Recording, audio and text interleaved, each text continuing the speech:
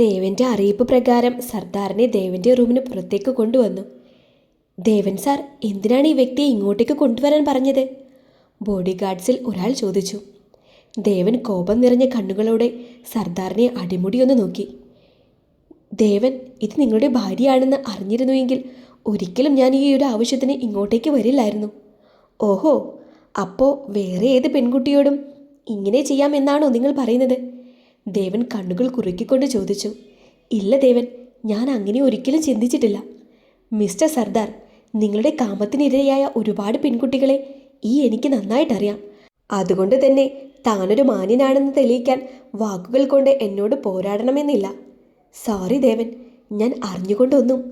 അത് പറഞ്ഞുകൊണ്ടിരിക്കുമ്പോൾ തന്നെ ദേവൻ കൈയുയർത്തി അവനെ തടഞ്ഞു. മിസ്റ്റർ സർദാർ, നിങ്ങൾ എന്ന വ്യക്തിക്ക് പെൺകുട്ടികൾ എന്നും ഒരു ഹരം തന്നെയാണ്. എനിക്ക് നന്നായിട്ടറിയാമത്. അതുകൊണ്ട് ഈ രാത്രി നിങ്ങളെ ഞാൻ നിരാശപ്പെടുത്തുന്നില്ല. തനിക്ക് തൻ്റെ റൂമിലേക്കൊരു പെൺകുട്ടി വരിക തന്നെ ചെയ്യും. അവളുമായി ഇന്നത്തെ രാത്രി മുഴുവൻ തനിക്ക് ആസ്വദിച്ച് ജീവിക്കാം. സർദാറിന് ഒന്നും മനസ്സിലാകാതെ അവനെ തന്നെ സൂക്ഷിച്ചു നോക്കി. എന്നാൽ ദേവന്റെ മുഖത്ത് അത് പറഞ്ഞതിനു ശേഷം ഒരു പൈശാചിക ചിരിയാണ് വിരിഞ്ഞത്. സർദാർ, റൂമിലേക്ക് പോയിരുന്നോളൂ. തനിക്ക് വേണ്ട ആളെ ഞങ്ങൾ അവിടെ എത്തിച്ചോളാം. ദേവൻ ബോഡി ഗാർഡ്സിൽ ഒരാളോട് കണ്ണുകൊണ്ട് എന്തോ കാണിച്ചു. ശരിയെന്ന അർത്ഥത്തിൽ അയാളും തിരിച്ച് ദേവന് തല കുലുക്കി. എന്നാൽ തിരികെ റൂമിലേക്ക് പോയ സർദാറിന് പല സംശയങ്ങളും കൂടി വരികയായിരുന്നു. ദേവൻ എന്തായിരിക്കും ഉദ്ദേശിച്ചിട്ടുണ്ടാവുക? ഏത് പെൺകുട്ടിയാണ് അവൻ എനിക്ക് വേണ്ടി കണ്ടെത്തിയിട്ടുണ്ടാകുക? പെട്ടെന്ന് സർദാറിൻ്റെ റൂമിലേക്ക് ഒരു ബോഡി ഗാർഡ്സ് കടന്നു വന്നു. മിസ്റ്റർ സർദാർ, ഈ ഡ്രിങ്ക് നിങ്ങൾക്കുള്ളതാണ്. സർദാർ ഒരു പുരികമുയർത്തി സംശയത്തോടെ നോക്കി. എനിക്കോ? എന്തിന്? ഇത് നിങ്ങളോട് കുടിക്കാൻ പറഞ്ഞു. കുടിച്ചില്ലെങ്കിൽ നിങ്ങളെ കുടിപ്പിക്കാനായി എന്നോട് പറഞ്ഞിട്ടുണ്ട്. വെയിറ്റ്, ഞാൻ തന്നെ കുടിച്ചോളാം. സർദാർ അതും പറഞ്ഞ് ആ ട്രേയിലുള്ള ജ്യൂസ് കുടിക്കാൻ തുടങ്ങി. സർദാർ മുഴുവൻ കുടിച്ചു എന്ന് ഉറപ്പുവരുത്തിയ ശേഷം ബോഡി ഗാർഡ് തിരിച്ച് പുറത്തേക്കിറങ്ങി. ഇതേ സമയം ഹോട്ടലിൻ്റെ താഴെ റെസ്റ്റോറൻറ്റ് ഏരിയയിൽ നകുലും മീരയും ഫുഡ് കഴിച്ചുകൊണ്ടിരിക്കുകയാണ്. നോക്കൂ മീര, എത്ര കൊല്ലത്തിൻ്റെ കാത്തിരിപ്പാണെന്നറിയാമോ സർദാർ ഇന്ന് നിറവേറ്റി തന്നത്? പക്ഷി നകുൽ, എനിക്കെന്തോ ഒരു ഭയം പോലെ. മീര കഴിച്ചുകൊണ്ടിരിക്കുന്നതിനിടെ അവനോട് പറഞ്ഞു. ഭയം എന്തിന്? നോക്ക് നകുൽ, നമ്മൾ സർദാറിന് കാഴ്ചവെച്ച പെണ്ണാരുടേതാണെന്ന് നിനക്ക് നന്നായിട്ട് അറിയുന്നതല്ലേ. ഇതെങ്ങാനും ദേവൻ അറിയാനിടയായാൽ ഒരു ചുക്കും സംഭവിക്കില്ല. അല്ലെങ്കിൽ തന്നെ അവൻ എങ്ങനെ കണ്ടുപിടിക്കാനാണ്? അവനെന്തായാലും അവളെ കണ്ടുപിടിക്കുമ്പോഴേക്കും എല്ലാം കഴിഞ്ഞിട്ടുണ്ടാകും. എല്ലാം കഴിഞ്ഞ് സർദാർ റൂമിൽ നിന്നും പോയിട്ടുമുണ്ടാകും. അവൾക്കാണെങ്കിൽ ബോധവുമില്ല. അതുകൊണ്ട് തന്നെ ആരുടെ കൂടെയാണ് കിടന്ന് എന്നൊരു ഓർമ്മ അവൾക്കുണ്ടാവില്ല. അതൊക്കെ ഉണ്ടെങ്കിലല്ലേ ദേവന് നമ്മളെ കണ്ടെത്താൻ പറ്റൂ. പക്ഷേ എനിക്കൊരു ഭയം. ഫുഡ് കഴിച്ചു കഴിഞ്ഞാൽ തനിക്ക് തരാനുള്ള പണം ഞാൻ തരും. അതുകൊണ്ട് താൻ ഇവിടെ നിന്ന് യൂറോപ്പിലേക്ക് പോകില്ലേ?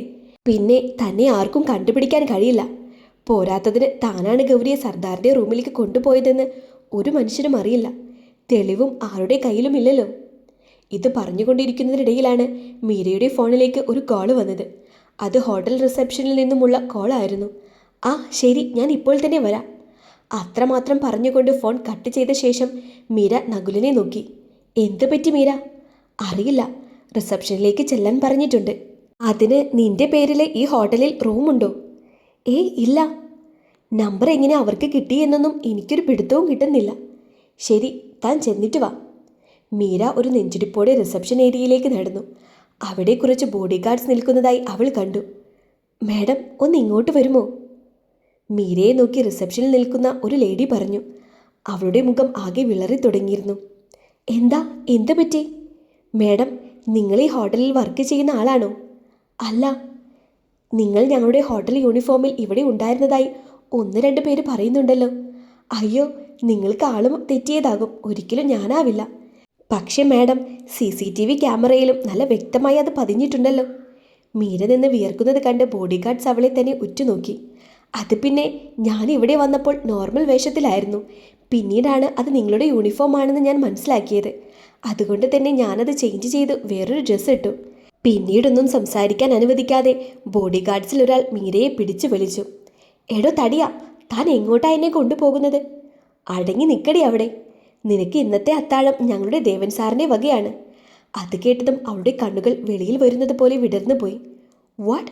എക്സ്ക്യൂസ് മീ, നിങ്ങൾക്ക് ആള് മാറിയിട്ടുണ്ടാകും. ഞാൻ നിങ്ങളുദ്ദേശിച്ച ആളല്ല, എന്നെ വിട്. പെട്ടെന്നായിരുന്നു അവളുടെ വായിലേക്ക് ആരോ ജ്യൂസ് കൊണ്ടുവന്ന് കമിഴ്ത്തിയത്. തുപ്പാൻ പറ്റാത്ത വിധം മറ്റൊരു വ്യക്തി അവളുടെ ചുണ്ടുകൾ അമർത്തി പിടിച്ചു. ജ്യൂസ് കുടിച്ചിറക്കുക അല്ലാതെ അവൾക്ക് മുന്നിൽ മറ്റൊരു വഴിയുണ്ടായിരുന്നില്ല. എടാ ദ്രോഹികളെ, നിങ്ങൾ എന്തൊക്കെയാണ് ചെയ്യുന്നത്? ഞാൻ നിങ്ങൾ ഉദ്ദേശിച്ച ആളല്ല. എനിക്ക് ദേവനെ അറിയത്തുപോലുമില്ല. നിങ്ങൾക്ക് ദേവനെ അറിയുന്നുണ്ടാവില്ല, പക്ഷേ സർദാറിനെ നന്നായി അറിയുമായിരിക്കും. അത് കേട്ടതും അവൾക്ക് ഭയം ഇരുണ്ടുകൂടി. പെട്ടെന്ന് അവൾക്ക് മുന്നിൽ ലിഫ്റ്റ് ഓപ്പണായി. റൂം 103 അവളുടെ കണ്ണ് അറിയാതെ നീണ്ടു. എൻ്റെ ഈശ്വര, ഇത് എനിക്കുള്ള പണിയാണോ? അവൾക്ക് ഭയം കൊണ്ട് കണ്ണ് കാണാൻ പറ്റാത്ത വിധം ഒരു മൂടൽ അനുഭവപ്പെട്ടു. മീര ഞെട്ടലോടെ തന്നെ ബോഡി ഗാർഡ്സിനെ നോക്കി. നിങ്ങൾ എങ്ങോട്ടാണ് എന്നെ കൊണ്ടുപോകുന്നത്? എന്നെ വിടുന്നതാണ് നിങ്ങൾക്ക് നല്ലത്. ഇല്ലെങ്കിലുണ്ടല്ലോ. ഇല്ലെങ്കിൽ എന്ത് സംഭവിക്കുമെന്നൊക്കെ നീ പറയേണ്ട ആളോട് പറഞ്ഞാൽ മതി. ആരാണ് അയാൾ? അതൊക്കെ അങ്ങോട്ടേക്ക് ചെല്ലുമ്പോൾ കാണാം. നീ ഇപ്പോൾ ഇങ്ങോട്ടേക്ക് നടക്ക്. ബോഡി ഗാർഡ്സ് അവളെ ശക്തമായി വലിച്ചുകൊണ്ട് റൂം 103 മുന്നിൽ വന്ന് നിന്നു. അവൾക്ക് ശരീരം തളരുന്നത് പോലെ തോന്നി. എങ്കിലും എവിടെയോ അവൾക്കൊരു പ്രതീക്ഷയുണ്ടായിരുന്നു. പെട്ടെന്ന് അവൾക്ക് മുന്നിൽ ആ റൂം ഓപ്പണായി. ബോഡി ഗാർഡ്സ് അവളെ ആ റൂമിലേക്ക് വലിച്ചു കയറ്റി. അവിടെ മുന്നേരിയയിൽ തന്നെ ദേവനെ കണ്ടതും അവളുടെ മുഖം വല്ലാതെ വിളറിപ്പോയി. തൊണ്ടക്കുഴിയിൽ എന്തോ ഉടക്കി നിൽക്കുന്നത് പോലെ അവൾക്ക് തോന്നി. ആ റൂം മുഴുവൻ നിശബ്ദമാണ്. അവളുടെ വിയർപ്പ് തുള്ളികൾ നിലത്തേക്ക് പതിക്കുന്ന ശബ്ദം കേൾക്കാൻ പറ്റുന്ന വിധം നിശബ്ദത. അവളെ കണ്ടതും കൈയടിച്ചുകൊണ്ട് ദേവൻ എഴുന്നേറ്റ് നിന്നു. വരണം മിസ് മീര, സുഖം തന്നെയല്ലേ? അവൻ്റെ ചോദ്യത്തിൽ ഒരു ആക്കലുള്ളതായി അവൾക്ക് തോന്നി. മീര നെറ്റിയിലെ വിയർപ്പ് കണങ്ങൾ തൂവലിൽ തുടച്ചുകൊണ്ട് ദേവനെ നോക്കി ഒരു വിളറിയ ചിരി ചിരിച്ചു. പറയൂ മീര, നിങ്ങൾക്ക് സുഖമല്ലേ? അതെ ദേവൻ, എനിക്ക് സുഖം തന്നെ. ഏയ് ഇല്ല, എവിടെയോ ഒരു സുഖക്കുറവുള്ളതായി എനിക്ക് തോന്നുന്നുണ്ടല്ലോ. ഇല്ല ദേവൻ, എനിക്ക് കുഴപ്പമൊന്നുമില്ല. ഓഹ്, എന്നാൽ അങ്ങനെ തന്നെ ആവട്ടെ. ദേവൻ പതിയെ ബോഡി ഗാർഡ്സിനോട് അവളെ അകത്തേക്ക് കൊണ്ടുപോകാനായി തലയാട്ടി. അവളൊന്ന് കുതറിയെങ്കിലും മല്ലന്മാരായ അവരെ എതിർക്കാൻ മാത്രമുള്ള ശക്തിയൊന്നും അവൾക്കുണ്ടായിരുന്നില്ല. അവളുമായി സർദാറിൻ്റെ കിടപ്പുമുറിയിലേക്കാണ് അവർ ചെന്ന് കയറിയത്. അവിടെ ഗൗരിയില്ലെന്ന് മനസ്സിലായതും ഞെട്ടലോടെ മീര തിരിഞ്ഞു നോക്കി. കോപം കൊണ്ട് ജ്വലിക്കുന്ന കണ്ണുകളുമായി കൈകൾ കെട്ടി ദേവൻ അവളെ തന്നെ നോക്കുന്നത് കണ്ട് മീരയൊന്ന് ഭയന്നു. സർദാർ! ദേവൻ അകത്തേക്ക് നോക്കി വിളിച്ചു. തടിച്ചു കൊഴുത്ത ശരീരവുമായി ബാത്റൂമിൽ നിന്നും ഇറങ്ങി വരുന്ന സർദാറിനെ കണ്ടതും മീരയ്ക്ക് ഓക്കാനിക്കാനാണ് വന്നത്. സർദാർ പാതി നഗ്നനായിരുന്നു. അത് കണ്ടതും അവളിൽ വീണ്ടും ഭയം ഉരുണ്ടുകൂടി. മിസ്റ്റർ സർദാർ, ഞാൻ പറഞ്ഞില്ലേ നിങ്ങളുടെ രാത്രി ഒരിക്കലും ഞാനായിട്ട് കളയില്ല എന്ന്. ഞാൻ വാക്ക് പാലിച്ചു. ഇന്നത്തെ തൻ്റെ കിട്ടാക്കാനി ഇവൾ തന്നെ ആവട്ടെ, അല്ലേ മീര? അത് കേട്ടതും മീരയുടെ ഉള്ളം ഒന്ന് പിടച്ചു. മിസ്റ്റർ ദേവൻ, നിങ്ങൾ ഉദ്ദേശിക്കുന്ന പോലെ ഒരു പെണ്ണല്ല ഞാൻ. ഞാനൊരു യങ് ഗേളാണ്. പോരാത്തതിന് വിവാഹം ഉറപ്പിച്ചതും. ഓഹോ, അത്രയല്ലേ ഉള്ളൂ, സാരമില്ല, ദേവൻ അവളോട് പറഞ്ഞു. അത് കേട്ടതും അവൾക്ക് ദേവനെ ഒറ്റയടിക്ക് കൊല്ലാനുള്ള ദേഷ്യമാണ് തോന്നിയത്. സർദാർ, ഇപ്പോൾ നിങ്ങൾക്ക് തീരുമാനിക്കാം. തുണിയില്ലാതെ ഈ ഹോട്ടലിന് ചുറ്റും വലയം ചെയ്യണോ അതോ? അത് പറഞ്ഞു തീരുമ്പോൾ ദേവൻ അവൻ്റെ വാച്ചിലേക്കൊന്ന് നോക്കി. വേണ്ട ദേവൻ, പ്ലീസ്, എന്നെ അപമാനിതനാക്കരുത്, സർദാർ കൈകൂപ്പിക്കൊണ്ട് പറഞ്ഞു. അത് കേട്ടതും ബോഡി ഗാർഡ്സ് സർദാറിന് നേരെ മീരയെ തള്ളിക്കൊണ്ട് പുറത്തേക്കിറങ്ങി. എന്നാൽ ശരി, ഇപ്പോൾ തൊട്ട് 30 നിമിഷം മാത്രമുള്ളൂ സർദാറിൻ്റെ ജ്യൂസിൽ ചേർത്ത ആ മയക്കുമരുന്ന് പ്രവർത്തിക്കാൻ. അത് കഴിഞ്ഞാൽ മിസ് മീര തന്നെ ആർക്കും സഹായിക്കാൻ വരാൻ കഴിയില്ല. താൻ പേടിക്കണ്ട, തനിക്കും തന്നിട്ടുണ്ട്. പക്ഷേ താൻ സെറ്റാവാൻ ടൈം എടുക്കും. All the best. അതും പറഞ്ഞുകൊണ്ട് റൂമിൻ്റെ വാതിൽ ശക്തിയായി അടച്ചുകൊണ്ട് ദേവൻ പുറത്തുനിന്നും ലോക്ക് ചെയ്തു. ഒരു കൗശലക്കാരൻ കുറുക്കനെ പോലെ ദേവൻ പുറത്തു നിന്നു. പെട്ടെന്നാണ് മീരയുടെ ആക്രോശിച്ചുകൊണ്ടുള്ള അലർച്ച ദേവൻ കേട്ടത്. എൻ്റെ അടുത്തേക്ക് വന്നു പോകരുത്, അവൾ അകത്തു നിന്നും ഉച്ചത്തിൽ പറഞ്ഞു. ദേവൻ പതിയെ ആ റൂം പൂട്ടി കീ കൊണ്ട് ഗൗരിയുടെ അടുത്തേക്ക് നടന്നു. ഗൗരിക്ക് അവളുടെ വികാരങ്ങളെ ഉണർത്താനുള്ള മയക്കുമരുന്നാണ് മീര നൽകിയത്. ആ മരുന്ന് തന്നെയാണ് മീരയ്ക്കും സർദാറിനും ദേവനും നൽകിയത്. എല്ലാം കഴിഞ്ഞ് റൂമിലേക്ക് വന്ന ദേവൻ അവിടെ കിടന്ന് പിച്ചും പെയ്യും പറഞ്ഞുകൊണ്ട് കരയുന്ന ഗൗരിയെ തന്നെ ഒന്ന് നോക്കി. അവളുടെ സംസാരം മുഴുവൻ ദേവനെക്കുറിച്ചായിരുന്നു. അവൾ പറയുന്നതെല്ലാം ദേവനോടുള്ള പരാതികളായിരുന്നു. അവളുടെ പരാതിയിൽ കൃത്യമായി മനസ്സിലാകുന്നുണ്ടായിരുന്നില്ല. ആ മയക്കുമരുന്നിൻ്റെ ഇഫക്റ്റ് അവളെ വിട്ടുമാറിയിരുന്നില്ല. ദേവൻ പതിയെ അവളുടെ അടുത്തേക്കിരുന്നു കൊണ്ട് അവളുടെ മുടിയിഴകളെ തഴുകിക്കൊണ്ട് അവളെ തന്നെ നോക്കി. പെട്ടെന്നുള്ള സ്പർശം ഒന്ന് അവളെ പേടിപ്പിച്ചുവെങ്കിലും പിന്നീടത് ദേവൻ്റെ കൈകളാണെന്ന് മനസ്സിലാക്കിയതും അവൾ കണ്ണുകൾ പതിയെ തുറന്നു. കണ്ണുകൾക്ക് നന്നായി മങ്ങൽ അനുഭവപ്പെട്ടിരുന്നു. എങ്കിലും അവൾ കണ്ണുകൾ വലിച്ചു തുറന്നുകൊണ്ട് ഒരു കുറ്റസമ്മതം പോലെ ദേവനോട് പറഞ്ഞു. ഞാനേ മദ്യപിച്ചിട്ടൊന്നുമില്ല. എന്തോ പറ്റിയതാണ്. ഞാൻ മദ്യപിച്ചിട്ടില്ല, സത്യം. അവളുടെ നിഷ്കളങ്കമായ വാക്കുകൾ കേട്ട് ദേവനൊന്ന് പുഞ്ചിരിച്ചു. നോക്കിയേ, ഞാൻ പറഞ്ഞില്ലേ ഇന്ന് നമ്മുടെ ആദ്യരാത്രിയാണെന്ന്. ഞാൻ റെഡിയാണ്, നിങ്ങളോ? കുഴഞ്ഞ നാവുകൊണ്ട് അവൾ അവൻ്റെ താടിയിൽ തലോടി ചോദിച്ചു. അതിനും പുഞ്ചിരി മാത്രമായിരുന്നു ദേവന്റെ മറുപടി. എന്ത് പറഞ്ഞാലും ചിരിച്ചാൽ എങ്ങനെയാ?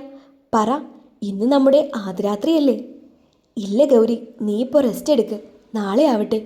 ഷെടാ, നിങ്ങളിപ്പോൾ വാക്ക് മാറ്റുവാണോ? ഇല്ലടാ, നീ ഇപ്പോൾ റെസ്റ്റ് എടുക്ക്. നിനക്കിപ്പോൾ വേണ്ടത് ഈ ലഹരി ഇറങ്ങുക എന്നത് തന്നെയാണ്. ഇപ്പോൾ ഉറങ്ങ്. അവളെ നിർബന്ധിച്ചുകൊണ്ട് ദേവൻ ബെഡിൽ കിടത്തി അവിടെ നിന്നും പുറത്തേക്കിറങ്ങി. ഇതേ സമയം ഫിറോസ് ദേവന്റെ റൂമിന് പുറത്ത് നിൽപ്പുണ്ടായിരുന്നു. സാർ, ഗൗരി മേഡം ഇപ്പോൾ ഓക്കെ അല്ലേ?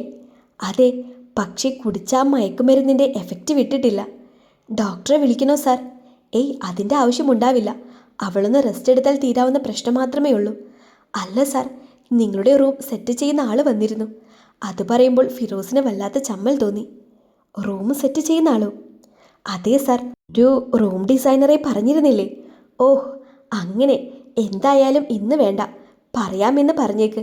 അയാളെ സെറ്റിൽ ചെയ്ത് പറഞ്ഞയച്ചേക്ക്. ദേവൻ അതും പറഞ്ഞുകൊണ്ട് സർദാറിൻ്റെ റൂമിൻ്റെ അങ്ങോട്ടേക്ക് നടന്നു. ശേഷം പുച്ഛം നിറഞ്ഞ ചിരിയോടെ അവിടെ നിന്നും ലിഫ്റ്റിൽ കയറി താഴേക്ക് പോയി.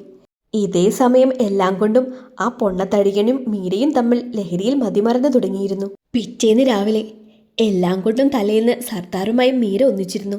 രാവിലെ ഉണർന്നതും തനിക്ക് മുകളിലെ ഭാരം അവളെ അസ്വസ്ഥയാക്കി. ലഹരി അവളെ വിട്ടുമാറിയിട്ടുണ്ടായിരുന്നില്ല. തനിക്ക് മുന്നിൽ കിടക്കുന്നത് സർദാറാണെന്ന് കണ്ടതും വെറുപ്പോടെ അവൾ അവനെ തള്ളി മാറ്റി. തടിച്ച നഗ്നമായ ശരീരം അവളിൽ നിന്നും കിടക്കയിലേക്ക് പതിഞ്ഞു. നാശം, ഇതിൻ്റെ കൂടെയാണോ ഇന്നലെ രാത്രി ഞാൻ? അവൾ ദേഷ്യവും വിഷമവും കണ്ട് അവളുടെ മുടികൾ വലിച്ചെടുത്തു. ശേഷം സർദാറിൻ്റെ മുഖത്തേക്ക് ആഞ്ഞൊരടി കൊടുത്തു. തടിയൻ, പൊണ്ണ തടിയൻ, നീ എന്നെ ഇന്നലെ... അടി കരണത്ത് പതിഞ്ഞതും സർദാർ പതിയെ കണ്ണുകൾ തുറന്നു. സർദാറിനും ഇന്നലത്തെ ലഹരിയുടെ കെട്ട് ഇറങ്ങിയിരുന്നില്ല. സർദാർ ഉണരുകയാണെന്ന് മനസ്സിലാക്കിയ മീര പെട്ടെന്ന് തന്നെ ഒരു പുതപ്പ് വാരി ശരീരത്തിലൂടെ ചുറ്റിക്കൊണ്ട് ബാത്റൂമിലേക്ക് ഓടി. കണ്ണുകൾ തുറക്കാൻ പറ്റാത്ത വിധം ലഹരി സർദാറിനെ പിടിപെട്ടിരുന്നു. കണ്ണുകൾ വീണ്ടും പതിയെ അടച്ചുകൊണ്ട് ഒരു ചെറിയ നിദ്രയിലേക്ക് സർദാർ മയങ്ങി. മീര ബാത്റൂമിൽ നിന്നും പെട്ടെന്ന് കുളി കഴിഞ്ഞിറങ്ങി വസ്ത്രവും മാറ്റി ആ റൂമിൽ നിന്നും പുറത്തേക്കിറങ്ങി. അവളുടെ വസ്ത്രം അങ്ങിങ്ങായി കീറിപ്പറഞ്ഞിരുന്നു. പുറത്തേക്കിറങ്ങിയതും അവൾ പുറത്ത് ആരെങ്കിലും ഉണ്ടോ എന്ന് വീക്ഷിച്ചു. പുറത്തേക്കിറങ്ങിയ മീര ആരുമില്ലെന്ന് ഉറപ്പുവരുത്തി ഒറ്റ ഓട്ടമായിരുന്നു. പിന്നിലേക്ക് തിരിഞ്ഞോടിയ മീര എന്തിലോ ചെന്നിടിച്ചു നിന്നു. അവൾ തലയുയർത്തി തനിക്ക് മുന്നിൽ നിൽക്കുന്ന ആ വ്യക്തിയെ നോക്കി. ദേവനായിരുന്നു അത്. അവളുടെ കണ്ണുകൾ കോപം കൊണ്ട് ജ്വലിക്കാൻ തുടങ്ങി. നീയോ? അവൾ അലർച്ചയോടെ ദേവനോട് ചോദിച്ചു. ഓ മിസ് മീര, ഞാൻ തന്നെ.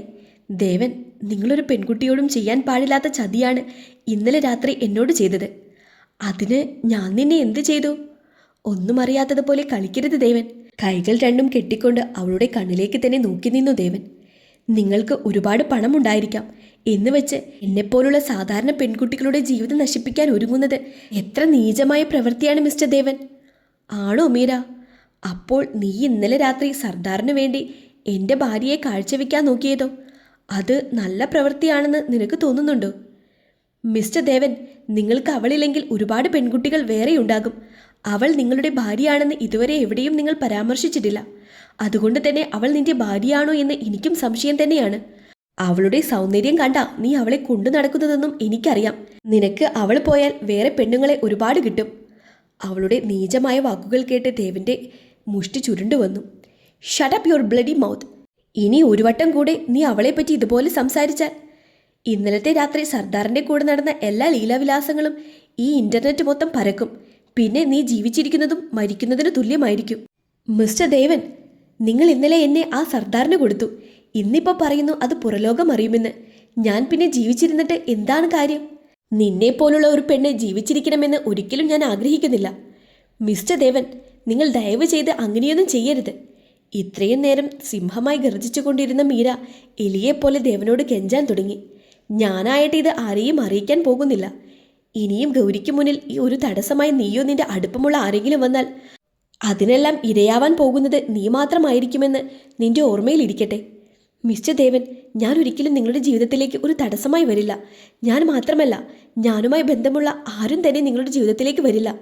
ദയവ് ചെയ്ത് ആ ക്ലിപ്പുകൾ നിങ്ങൾ എന്നേക്കുമായി നീക്കം ചെയ്തേ പറ്റൂ. ഒരുപക്ഷെ ക്ലിപ്പുകൾക്ക് എൻ്റെ ജീവനെടുക്കാനുള്ള പ്രാപ്തി ഉണ്ടായിരിക്കും. ദേവൻ അവൾക്കൊരു മറുപടി നൽകാതെ അവിടെ നിന്നും പോയി. അവളുടെ ഹൃദയം ശക്തമായി ഇടിച്ചുകൊണ്ടിരുന്നു. ഇനി എന്ത് സംഭവിക്കും?